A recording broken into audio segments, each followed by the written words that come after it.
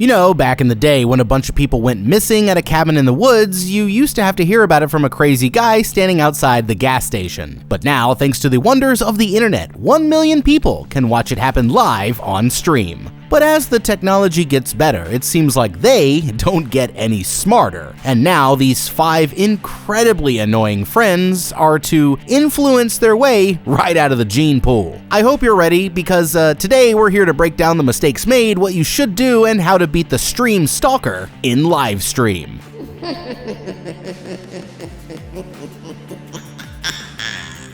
This vacation might be free, but it's definitely gonna cost them their lives. Mia here is a streamer who makes a living off of social media, but tonight her career is about to be cut short. It all starts when her boyfriend Joss gets pulled over by a local deputy, and the girl starts filming everything for their own safety, refusing to give up even when he threatens to arrest them both. Getting frustrated, he explains that he already knows exactly who they are, and doesn't want any of these internet prankster types messing up his peaceful little town. So before letting them go, he warns them all to be on their best behavior and politely suggests that they leave as soon as possible. Although Mia here wants to keep the stream going, her boyfriend asks if she's really going to keep recording the whole time, but she refuses to stop now that their view counter is steadily going up. They're on a road trip with their friends Pedro, Thomas, and Cindy, who all have different levels of small-scale internet fame, and the last stop is a beautiful mountainside cabin where they'll be staying for free in exchange for some sponsored posts. The only one who doesn't seem that into it is Cindy here, but the others spend the rest of the drive competing for attention from the girls' fans, until finally they arrive at the cabin just before sundown, and that was their biggest mistake.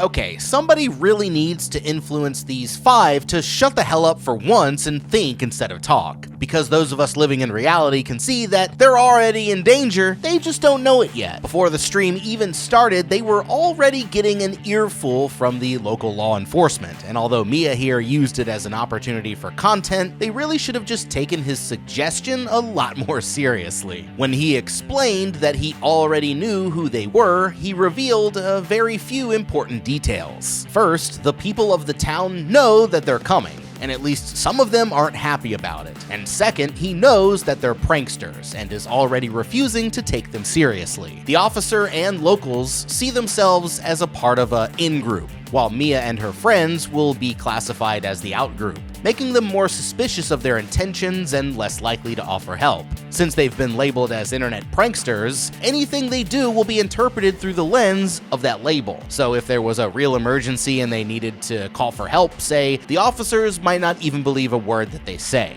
That's going to be a problem because as they've been driving here, Mia has been broadcasting their exact coordinates to all 125,000 plus of her viewers, so now anyone with access to the internet can find out exactly where they are. She even went as far as to say that you can find this exact house by clicking the link in her posts, all while she's about to be staying there with no security besides her dumbass friends for the next few nights. And if you look at the chat, at least one person even said, "I know where you guys are!" Getting doxed is one of the worst things that can happen to an internet celebrity. But meanwhile, Mia here just willingly doxed herself without a second thought. If these 5 were less focused on their viewer count and more focused on their personal safety, then they should have paid more attention to how they were being perceived locally and avoided posting the cabin's exact address until their trip was already over. Pulling up, they're all impressed by how nice the place looks, and her friends can't wait to go check it out for themselves. By now, she has over 130,000 viewers watching and stops first to quickly plug the travel agency before going inside, asking her fans what wilderness-related activities they want her to try during their stay. Pulling her aside, Joss asks her to tone it down with the streaming again, but she reminds him that it's technically her job, so he agrees to play along for now. Although, from the chat, it looks like the fans can't stand him.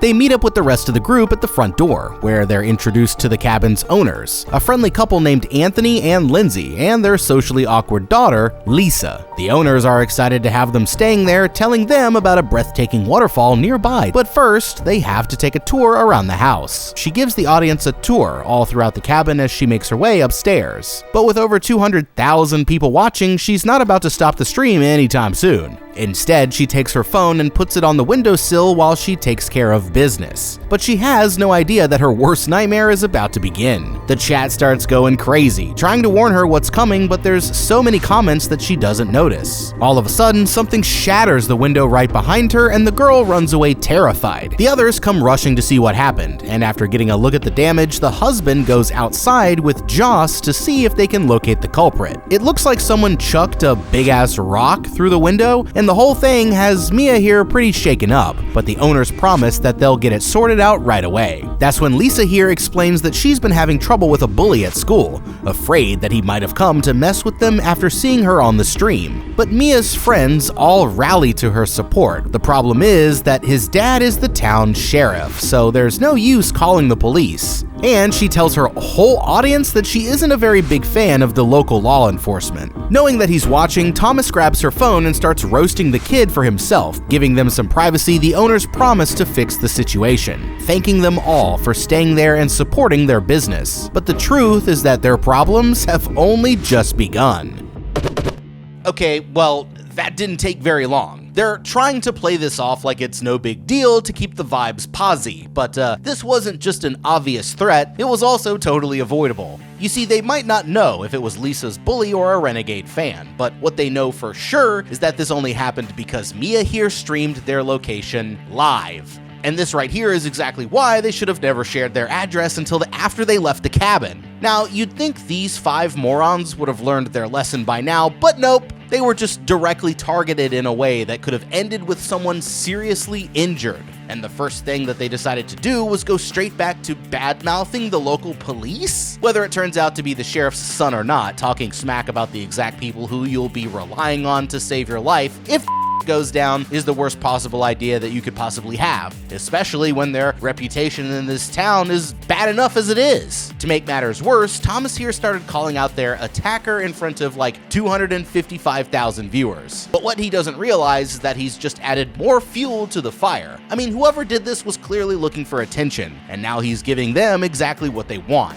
He might think that he's being intimidating, but what he's actually doing is showing them that the attack got to them and empowering whoever did it to become even more bold. Even though she doesn't want to, the first thing that they should do is end the stream right now, and that's for 2 reasons. First, because they know that whoever's attacking them is doing it for attention, and second, because keeping the stream running gives them real-time updates on exactly what Mia and her friends are doing. If this person was willing to do this even when the owners were present and they've made it clear that calling the police won't help, then the only logical thing for them to do is leave this cabin as soon as possible and find a local hotel to spend the night. They can always come back later once the family has worked out their personal drama, and it's a lot better than staying here waiting to get killed. It doesn't take long before these influencers are back to arguing, and this time it's Joss disagreeing with Thomas over how he's acting on the stream. He wants the guy to chill out, worried that it could ruin his girlfriend's reputation, but no matter how uncomfortable it gets, she refuses to stop the video for even 1 second. Handing the phone over to Pedro, he just stands there pretending to do something while secretly listening in on the whole conversation, and lying that she has way more people watching than she really does. They need some alone time to work this out, so she tells Pedro to take over the stream for just a little while longer, taking the others with him as he decides to go for a walk outside. The viewers are already dropping off by the thousands, but he does his best to crack some jokes and keep them all entertained. Realizing that they need some drama to keep people interested, he starts a lighthearted argument with his friends over who has the biggest following online. That's when one of Pedro's trolls requests to join the stream, but he quickly hangs up when the guy calls him out for having a crush on Cindy, doing anything that he can to change the subject, until Mia finally comes back to take her phone. The others notice that her boyfriend is not with her, but she explains that he went for a walk to clear his head. Thinking nothing of it, they decide to get a fire started and roast some marshmallows, with Pedro joking that they can post some clickbait saying that they burned down the cabin. It's clearly all in good fun until Mia questions if he'd actually have enough cash to cover the damages. But it's clear that her friend here is a little bit insecure about how much he makes doing comedy. Just before it's about to get awkward, the mother comes and says that they will be leaving soon, asking if her daughter can spend a little more time with Mia before they take her home. She's more than happy to accommodate, although her friends joke that leaving the girl with them is a terrible idea, but they don't realize just how true that statement really is. Okay, I don't know what these idiots are thinking, but I can tell you this much. Pedro's right when he says that leaving the girl with them is a bad idea, and if they had even one brain cell to share between them, then I'd see the danger here coming from a mile away. Like, let's start with the most obvious mistake first. Joss deciding to completely split up from the group when there could still be a dangerous person somewhere nearby. I mean, the cabin where they're staying is somewhere near Lake Arrowhead, located in the San Bernardino Mountains. I mean, even without a stalker around, he just wandered off into a wilderness area that he's never been to before, putting him at risk of getting lost, suffering a deadly fall, or even being attacked by dangerous wildlife like a bear. It also makes him a perfect target because he's alone, unarmed, and unfamiliar with the area. If Joss happens to be attacked while out on his hike, this puts the others in a reactive situation where they have to respond quickly in order to save him.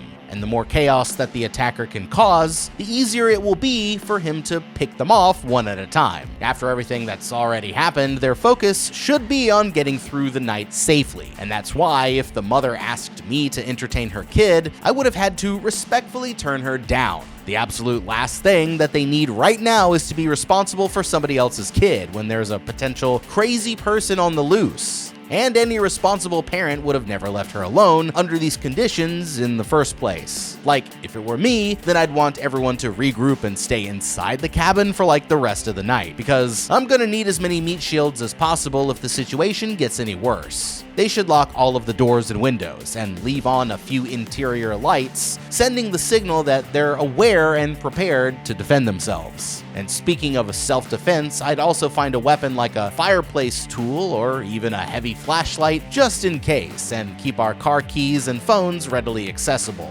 That way, if anything happens, they'll be prepared to make a quick escape and actually stand a chance at making it through the night in one piece. The two of them sit down on a bench and start talking about her videos, trying to make the girl feel more comfortable. She's nervous about being on the stream, worried that the viewers won't like her because everyone else thinks that she's strange. But Mia reassures her that being weird is exactly how people get famous, explaining that being an internet celebrity comes with a lot of anxiety, but also gives her some incredible opportunities that she'd never have if she was just normal. Promising the girl that they're really friends, she's already feeling more confident when Thomas comes to pull Mia away. Joining the others, they go right back to their usual antics while leaving the girl just sitting there awkwardly in the background, getting distracted when the conversation turns to Pedro's secret crush. With the help of the viewers, they're finally able to convince Cindy here to perform one of her songs. So Thomas goes to grab her guitar while the others wait by the fire. Mia tries to plug her friends' accounts, but they're surprised to learn that she doesn't even use social media after deciding that unplugging would be better for her mental health. When Thomas eventually comes back, she plays them all a song about the importance of living in the moment. It's touching, and they're all blown away by the sincerity of her performance, but it only takes a few seconds before they're right back to their usual shenanigans. Her friends start goofing around in the background while Mia goes back to reading her chat, until suddenly it sounds like someone starts shouting in pain. Looking over, they see Thomas standing on the edge of the circle, and when he turns around, they're kinda horrified to find a sharp metal spike piercing all the way through his hand. Panicking, he explains that he fell onto something in the dirt, and they quickly send Pedro off to find a first aid kit.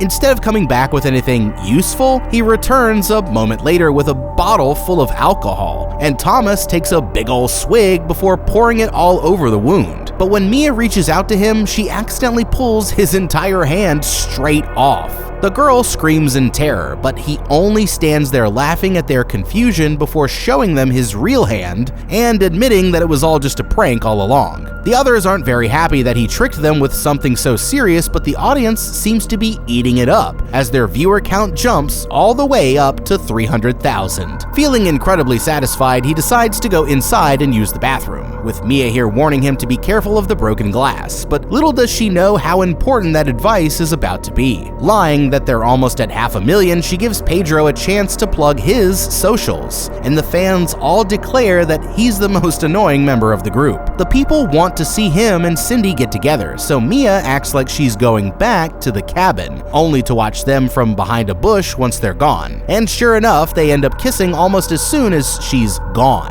It's great footage for the stream, and she rushes back to the cabin excited to tell the others, but when she gets there, she can't find any sign of her friends. Knocking on the bathroom, she gets frustrated when Thomas will not answer the door, but nothing could prepare her for what's about to happen next. Letting herself in, she finds him lying motionless in the bathtub with blood all over the walls, and thinking that it's just another prank, she leans over to check his pulse, only to scream in terror when she realizes that he's actually dead. That makes 1 down with 6 more to go.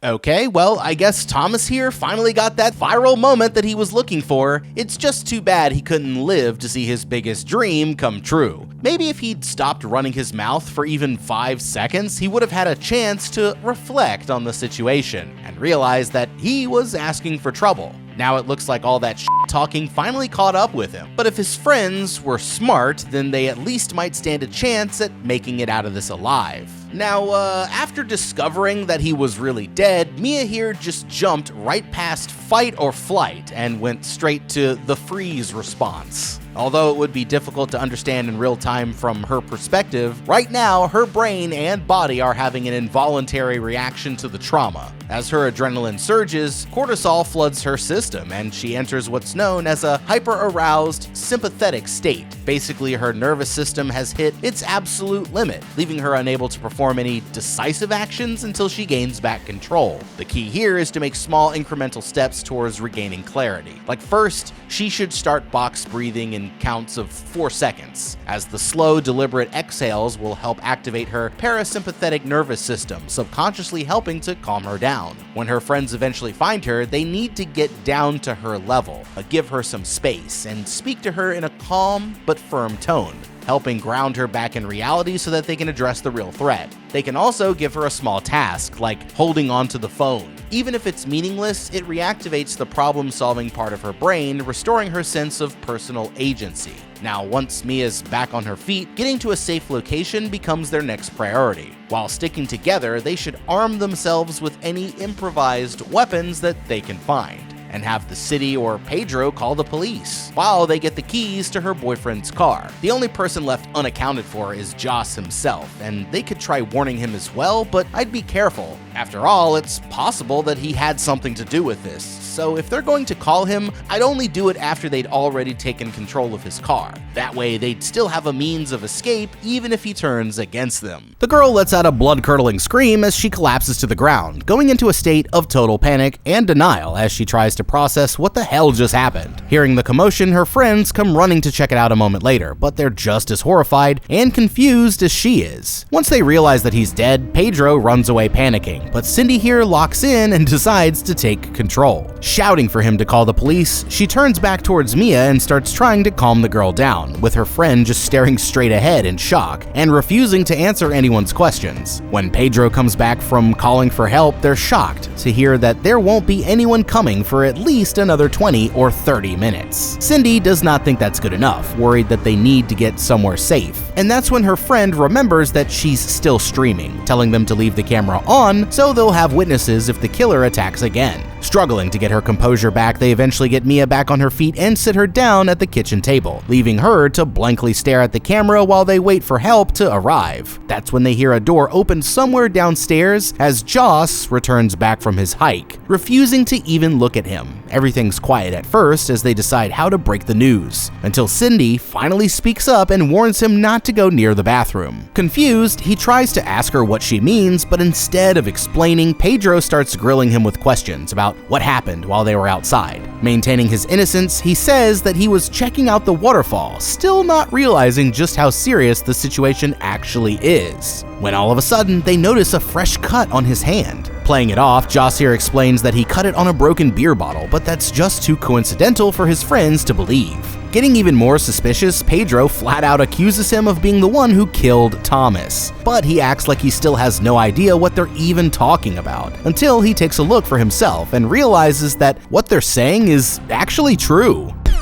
Okay, these three are handling this in like the worst way possible, but that honestly doesn't surprise me by now. Instead of immediately jumping to conclusions, I'd want to consider everything a bit more carefully first, because labeling the wrong person as the threat will just end up putting them in even more danger. I'd say that the best choice would have been to have Cindy lead the interaction, since she's the most level-headed, while the others mostly stayed quiet and observed his reactions. Like, at first, I would have started asking questions about, like, what happened on his hike, but in a much more neutral or even friendly tone, trying not to give away that something had happened just yet. The goal is to put him on the spot so that he doesn't have any time to calculate his response, allowing them to use his first version of the story as a baseline to see if he changes any details once they start applying pressure. That's when they slap him all at once with the fact that Thomas is dead and let his reaction do the talking. This technique is often used by law enforcement when investigators suddenly drop a major piece of information in the middle of questioning in order to observe the suspect's unfiltered response.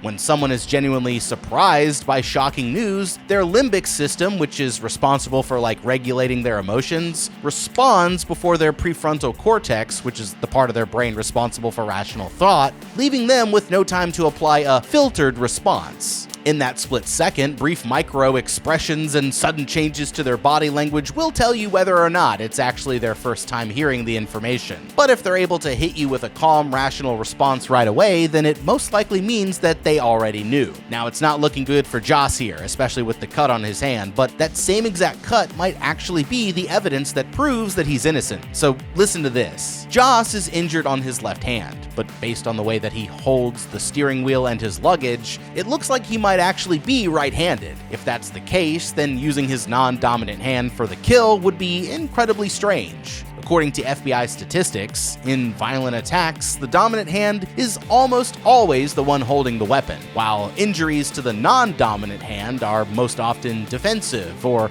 the result of an accident, just like Joss is saying. Joss here is a possible culprit, but he's not the only possible culprit, so they need to be careful not to overreact here, or else they might not see it coming when the real killer strikes again. After seeing his friend's body, he comes back to the group acting just as terrified as they were, but looking at the circumstances, they really can't imagine who else could have done it if it wasn't Joss himself. Realizing that they're trying to put the blame on him, they break out into a huge argument while he's desperately trying to defend himself. But there's nothing he can say to make Pedro believe his side of the story. As the tension hits its peak, Mia finally finds her voice again and decides to get involved, but her boyfriend is surprised to hear that she's just as suspicious as everyone else. Feeling cornered, he begs her to turn off the stream, saying how these accusations will ruin his career whether it turns out to be true or not, but she refuses to end the video, insulted that he's still more worried about his job than their friend's life. It's honestly not looking good for him, and the more that he tries to defend himself, the worse that it gets, until finally it breaks into a friendship-ending screaming match that looks like it could turn violent at any second. Just then, they hear a door open upstairs and realize that the girl Lisa is still in the house. Coming to his senses, Joss tries to de-escalate the situation before it gets out of hand, but Mia panics when he gets too close, punching him in the face as she shouts at the others to run, and pulling Lisa behind her as they all sprint out of the cabin. Splitting up, the girls end up making a break for the woods while Pedro and Cindy escape towards the front of the house. With no idea where they're going, they run deeper and deeper into the forest with Joss relentlessly chasing after them. Eventually, he starts to catch up when Lisa says that she can't run anymore, so they decide to hide behind some bushes just to the side of the trail. It almost works, as he's about to walk by without seeing them, but just then the girl's phone goes off, giving away their exact position. Okay, remember before when I said that they didn't want to overreact and make the situation even worse? Well, it looks like that's exactly what ended up happening. So another job well done, I guess. Back at the cabin, they once again let their emotions take control of the situation instead of thinking it through logically. We already explained why jumping to the conclusion that Joss was the killer was a mistake, but whether or not they trusted him or not, there was absolutely no reason to react the way that they did. I mean, out of everyone in the room, Joss was acting the most calm until they accused him of being a killer without any solid evidence. And it's completely understandable that he would get emotional while trying to defend himself from that kind of accusation. Plus, they had him outnumbered 3-1. His kill in hand was already injured, and he didn't even have a weapon, so if he suddenly attacked again, they could have easily worked together to defend themselves and take him down. Knowing that the police would be there any minute, it was an absolutely terrible idea to leave the safety of the cabin and make a blind escape into the forest. But even if that was their only choice, they still could have done a much better job. This whole time, Mia has been keeping her stream on because she's treating the viewers like witnesses. But she needs to remember that anything the viewers can see, the killer can see too. As soon as they ran into the woods, they should have ended the stream, put their phones on silent, and used them to call the police instead of wasting their opportunity. Because that's a lot more useful than putting on a show for 500,000 people who are all watching from their toilets. Realizing that they're caught, their only choice is to go out and confront him, but her boyfriend is still insisting that he's innocent. Pleading his case, he inches closer and closer before suddenly lunging for her phone. But as they're fighting for it, someone sneaks up from behind and knocks him out with a shovel. It's the girl's mother, who says that she came right away after hearing about the live stream, and Mia thanks the woman for saving her life. Worried about her friends, Mia tries to go back and check on the others, but the girl insists that she stays with them, saying how splitting up again would be much more dangerous. Refusing to listen, she tells the kid that she won't leave her friends behind. Clearly, this kid took their parasocial relationship a little too far, and she starts accusing Mia's other friends of leaving her behind. Oh, it's definitely bizarre, but the viewers are absolutely loving it until everything changes when Lisa's tone gets dangerously serious. Insisting that the two of them belong together, the girl says that she won't let anyone take her away, forcing Mia to hit her with the cold truth that the two of them are not really friends. Crushed, Lisa here refuses to believe what she's hearing, and that's when the truth finally comes out. Reaching behind her back, she whips out a knife and points it directly at Mia, ordering her not to take a single step. It turns out that Little Miss Crazy Pants here was actually the one who killed Thomas in the bathroom, all because he was getting in the way of spending time with her biggest idol. As her mother tries to calm her down, Mia learns that it isn't even the first time that the girl has done something like this. But it seems like there's nothing they can do to make her drop the knife. Trying a different approach, Mia decides to stop being confrontational and go along with the girl's demands instead, as she leans in to give her a hug while trying to take the knife away. And the moment that she reaches for the weapon, all hell suddenly breaks loose. There's a quick struggle as the camera drops to the ground, and a moment later, Mia staggers into frame, grasping at her stomach. She's been stabbed, and as the family looks on in horror, she falls down in front of the camera as she slowly dies from her injuries. That makes 2 down with 5 more to go. Okay, well, it looks like the Mia show just got canceled, and what a shame, because she just hit the most viewers that she's ever had in her entire life. Too bad they all tuned in just to watch her die, and now that she just made her last post, I guess there's only one thing left to say. Sorry, Mia, but it looks like you just f***ed up. Only someone who truly lives in their own little world could have ever ended up in this situation in the first place, because the rest of us don't go around acting like we're immune to danger just because we got a few comments on one of our posts. I mean, talk about over-exaggerating your own importance. You were over here claiming to be besties with T Swift after allegedly meeting her one time, and that's almost as delusional as Pedro here thinking that he has a future in comedy. Every time that you were supposed to be hanging out with this kid, you used it as an opportunity to just yap about yourself even more. And you were so busy bragging about your own accomplishments that you completely missed the red flags staring you right in the face. You're not supposed to be best friends with a 14-year-old fan who you just met. And encouraging that kind of parasocial relationship is exactly how you end up getting stabbed in the stomach. But out out of all your mistakes, I think the one that shows your narcissism best is thinking that you could hug your way out of a knife attack. I mean, last time I checked, knives have to be pretty damn close to work, so instead of going towards the person who's threatening you with one,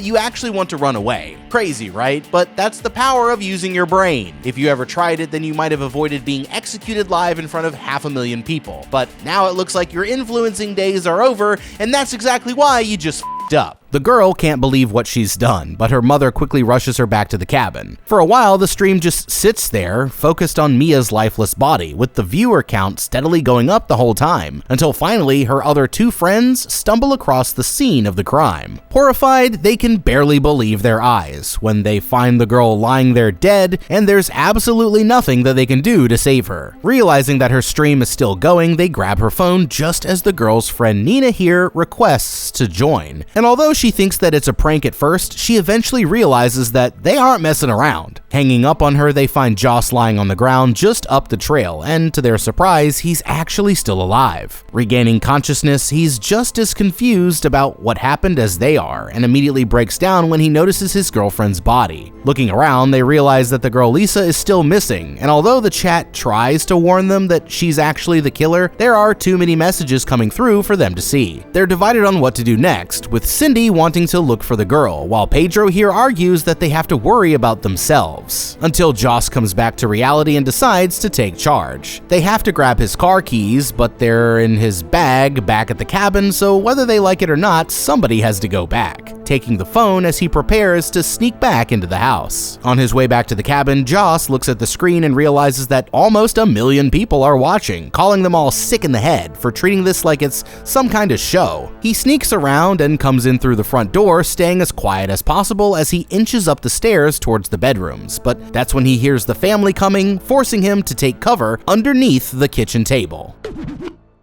Okay, Joss here just put himself in the worst possible situation, but there's still a way that he can make it out of this if he uses his options wisely. Now, right now, he still doesn't know that Lisa is the killer, but as he overhears the family's argument, he's going to realize exactly what happened. Once he's aware that the family is the threat, he can adjust his strategy accordingly. So here's what I'd do if I was in his place. Ideally, he still wants to get to the car keys and secure their means of escape, but there's a good chance that the owners already got to them first, so if plan A doesn't work out, then plan B is simply to stay alive until the police finally get there. Earlier, Pedro mentioned that they would be there in about 20 or 30 minutes, and since this is all happening in real time, we know that it's been almost exactly half an hour since he made the call, which means that the police should be there any second. Now, at this point, keeping the stream live isn't doing anything for him, so instead he needs to use the phone to text or call Pedro or Cindy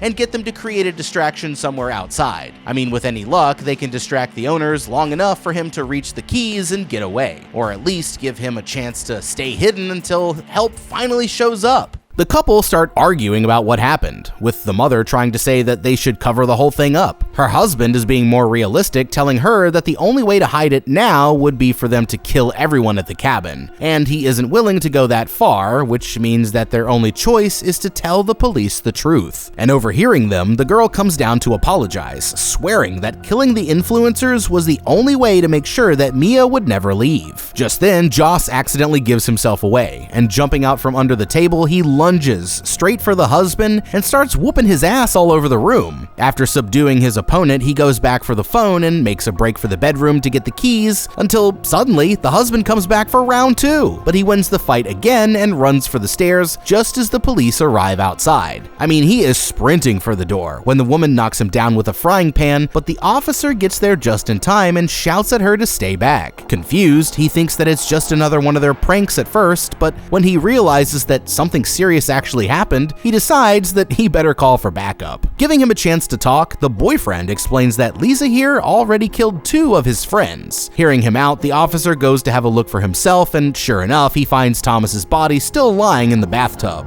But when he starts calling it in on the radio, the woman tackles him to the ground and uses his own weapon against him, making 3 down with 4 more to go. So while they're distracted, Joss sprints outside and makes a run for the car, but by the time that he gets there, the husband has already gotten to them first. Dragging him out of the car, the 2 of them start battling it out for for the third time as his friend rushes in to help. But in the chaos, they don't see the wifey taking aim in the background. As soon as she gets a clear shot, she ends up blasting Pedro here straight in the gut, as Joss grabs the husband and starts using him as a meat shield, but there's nothing that they can do as he slowly dies from his injuries, making 4 down with 3 more to go. Sensing that she's conflicted, Joss shoves the man forward as he runs for the car, and in the confusion, she accidentally shoots her own husband directly in the chest. Instead of getting in the car, he tells Cindy to get out of there as he runs to distract the woman, and she immediately speeds away from the cabin without looking back. But I think we all know that Joss didn't make it out alive. That makes 6 down with 1 survivor, but Cindy here still isn't safe just yet. She's speeding towards